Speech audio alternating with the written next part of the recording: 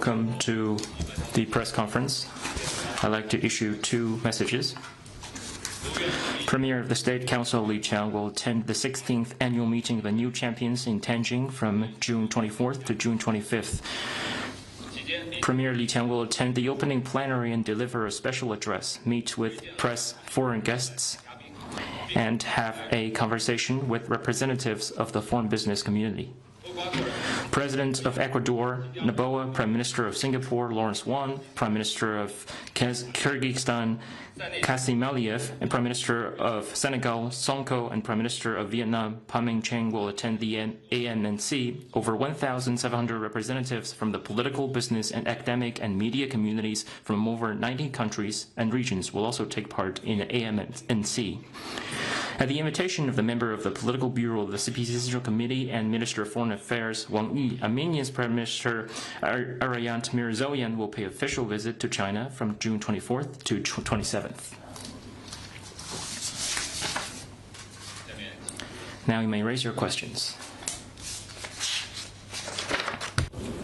谢谢发言人。总台央视记者提问：中方刚刚发布了李强总理将 CCTV to follow up on your announcement that Premier Li Qiang will attend the 16th annual meeting of the new champions.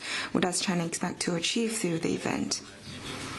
The annual meeting of the new champions has so far been successfully held 15 times and become an important platform for promoting foreign exchanges and enhancing practical cooperation. As we speak, the world economic growth remains anemic, and unilateralism and trade protectionism are on the rise, dealing a heavy blow to multilateral trading system.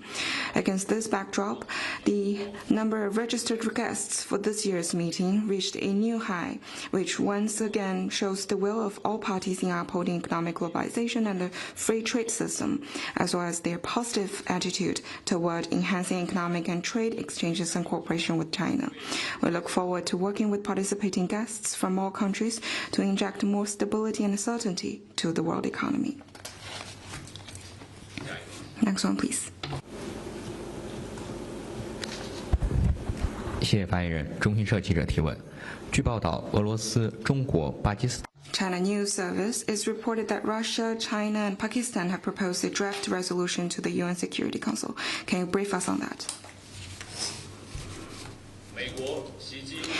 The U.S. attacks on Iran's nuclear facilities seriously violate the purposes and principles of the UN Charter and has exacerbated tensions in the Middle East. The UN Security Council cannot sit idly by.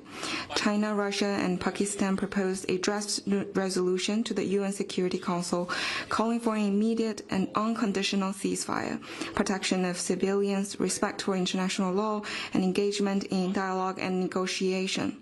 Together, we sent out the message of justice that reflects the strong call from the international community.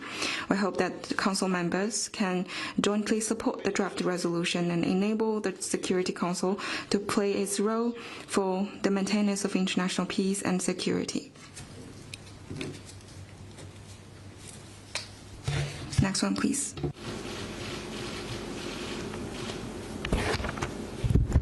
Question for another agency. Yes. 阿纳多卢昨天，中方谴责了美国袭击伊朗的核设施。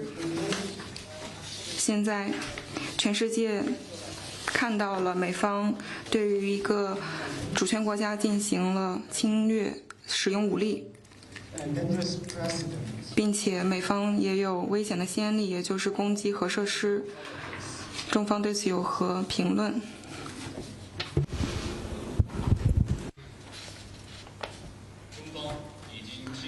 China has illustrated its stance clearly. Attacking the nuclear facilities under the safeguards of IAEA seriously violates the principles and purposes of the UN Charter and international law.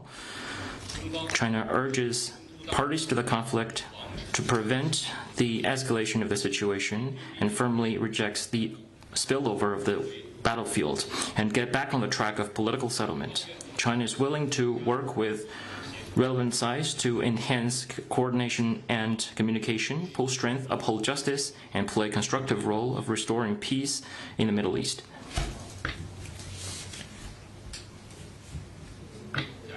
Next question, please. 谢谢发言人。北京青年报记者提问：我们关注到近日从土库曼斯坦接返自伊朗撤离中国公民的临时航班已经顺利抵达国内，想问一下中方从伊朗和以色列撤离的行动最新进。We noted that the temporary flight evacuating Chinese nationals from Iran has arrived in China from Turkmenistan. Can you share us with the information?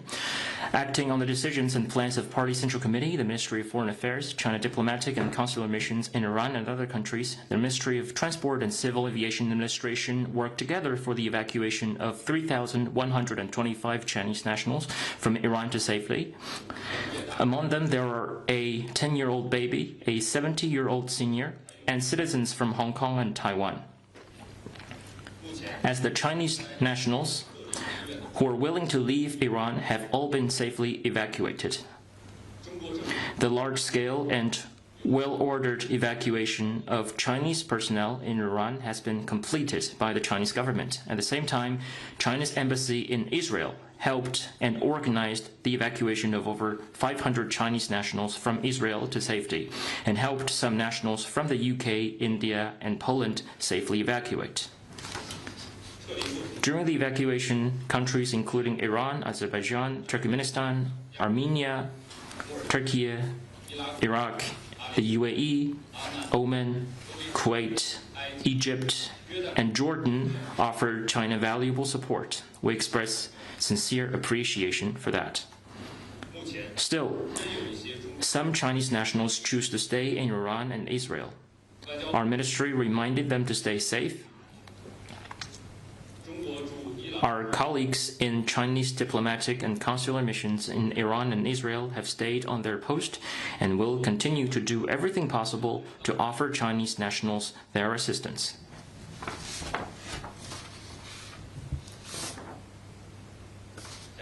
Next question, please. 这是第一百中央卫视记者。 China Arab TV.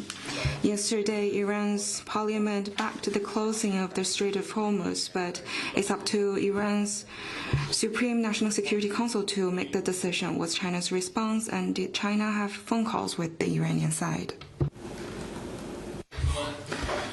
The Persian Gulf and nearby waters are an important route for international trade in goods and energy. Keeping the region safe and stable serves the common interests of the international community. China calls on the international community to step up effort to promote de-escalation of the conflict and prevent the regional turmoil from having a greater impact on global economic growth.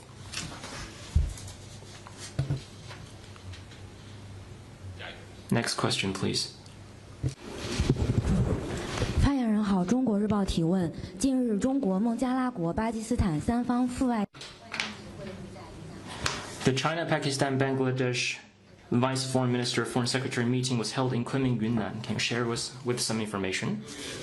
On June 19th, the China-Bangladesh-Pakistan Vice Foreign Minister Foreign Secretary meeting was held in Kunming, Yunnan.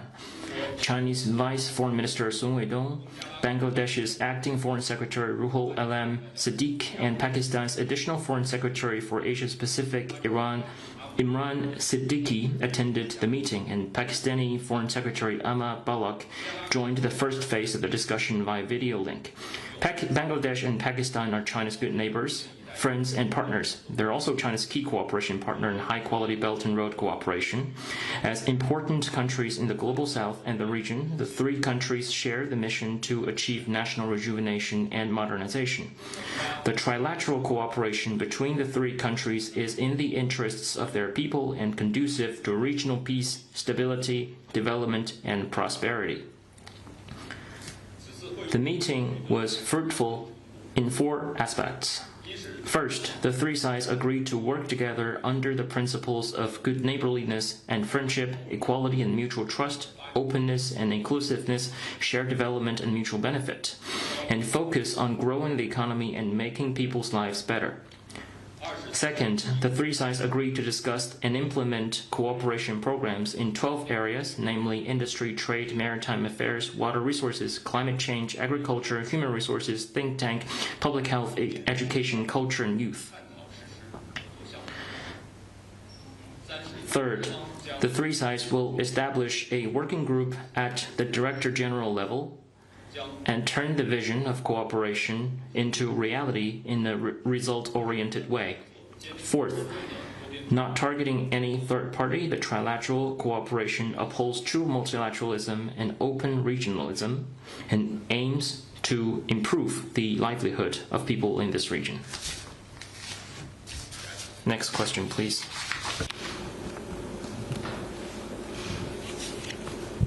Just a brief follow-up. 追问关于霍尔木兹的海峡的问题，卢比奥在与福克斯新闻进行采访的时候提到，希望中方能够阻止伊朗关闭霍尔木兹海峡，中方是否有这样的计划？外交部能否提供更多的信息？中方在斡旋方面能够发挥什么样的作用？ Regarding your question on Hormuz Strait, I've answered your question just now. Regarding your question between China and Iran, I want to stress that China maintained communication with Iranian side on the current situation. Currently, a member of the political committee of the Special Central Committee, Foreign Minister Wang Yi, held a phone call with Iranian Foreign Minister. China is willing to work with relevant sides, including Iran, to enhance cooperation, enhance communication, and play a constructive role to destabilize the situation. Next question, please. Thank you, spokesperson. You confirm news agency. My question. 梧桐社是关于俄乌问题的问题。佩斯科夫提到，俄罗斯在俄乌冲突中有着战略优势，并不想要结束这场战争。现在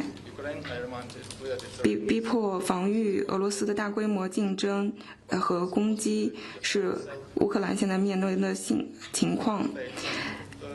佩斯科夫做的这一表态，说明俄罗斯将要无视国际社会所做出的努力，包括其最亲密的伙伴中国和巴西的倡议。我想问一下，外交部对佩斯科夫的表态有何评论？如果俄罗斯不愿意停止战斗，现在谈论停火和谈判是否还合适？ On the Ukraine crisis, China's position is consistent and clear. China always believes that dialogue and negotiation is the only viable way out the crisis. We hope parties will remain committed to the political settlement of the crisis and work together for de-escalation. China stands ready to work with the international community to continue playing a constructive role for resolving the crisis and realizing lasting peace.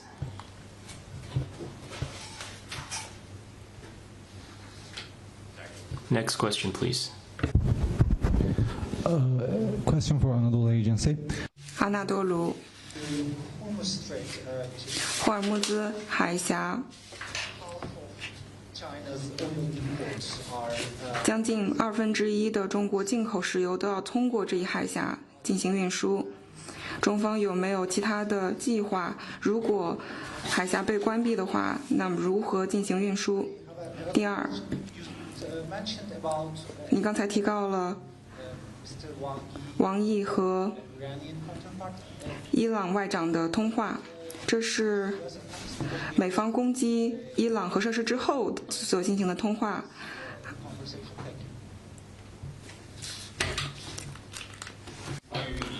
Regarding your question on the Hormuz Strait, I have answered that. Regarding on your question on the communication between China and Iran,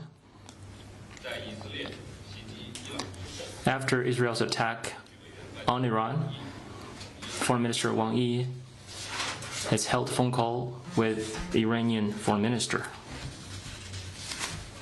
Next question, please. 谢谢迪拜中央卫视再次提问。 China Arab TV, according to sources, the Iranian Foreign Minister have arrived in Moscow and will hold a meeting with President Putin. Will Foreign Minister of Iran arrive in China, and do you have any information to share with us? Regarding on the communication between China and Iran, I've answered that question. China is willing to maintain communication with Iran and other parties and play a constructive role for the de-escalation of the situation. Next question, please.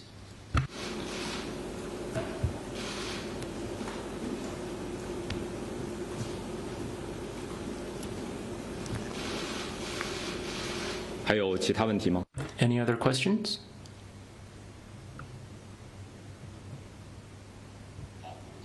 That'll be the end of today's press conference. Thank you very much.